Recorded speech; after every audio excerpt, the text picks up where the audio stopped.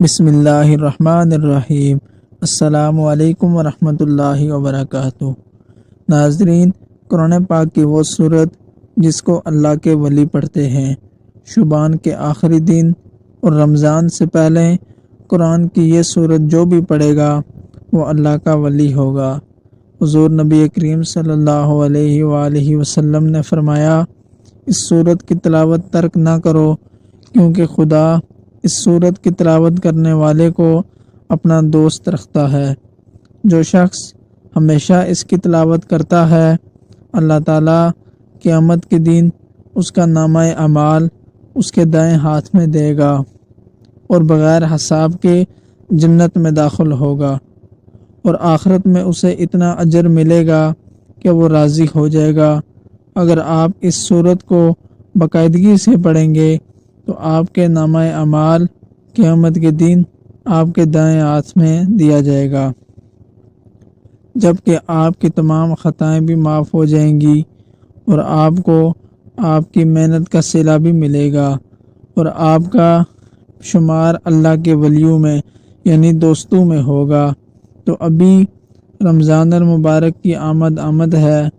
رمضان المبارک سے پہلے اس سورت کی تلاوت کر کے اپنے اللہ کو راضی اور خوش کریں، کیونکہ جو بھی بندہ یہ سورت پڑھتا ہے اللہ تعالیٰ بہت زیادہ خوش ہوتے ہیں اور اس بندے سے فوراً راضی ہو جاتے ہیں۔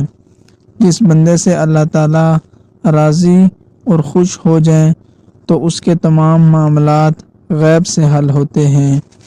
تو اللہ کا سب سے بڑا نام، سب سے بڑا اسم اعظم اس سورت میں ہے، اس لیے اس سورت کو جو صرف ایک بار بھی پڑھتا ہے اللہ تعالیٰ اس سے راضی ہو جاتے ہیں۔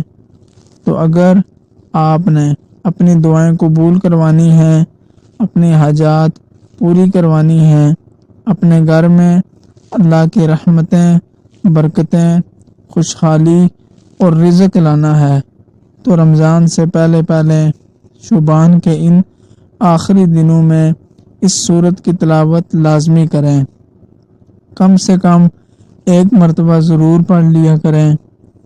تو اس سورت کا نام ہے سورہ طٰہٰ۔ 16ویں پارے کی یہ سورت ہے۔ حروف مقطعات میں سے اس سورت کا نام ہے۔ اللہ رب العزت نے حضور صلی اللہ علیہ وآلہ وسلم کو ان الفاظ کا معنی بتایا ہے، لیکن حضور صلی اللہ علیہ وآلہ وسلم نے امت کو نہیں بتایا۔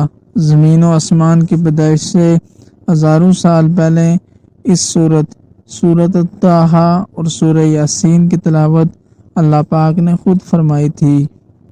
حضور نبی کریم صلی اللہ علیہ وآلہ وسلم کی یہ دلی تمنا تھی کہ میرے ہر امتی کے سینے میں سورہ یاسین اور سورہ طٰہٰ ہو۔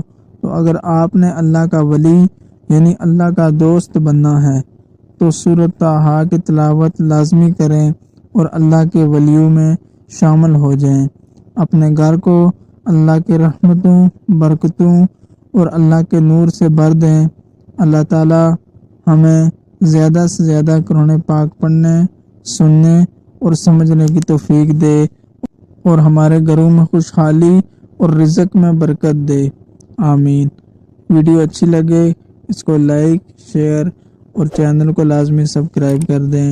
جزاک اللہ خیر۔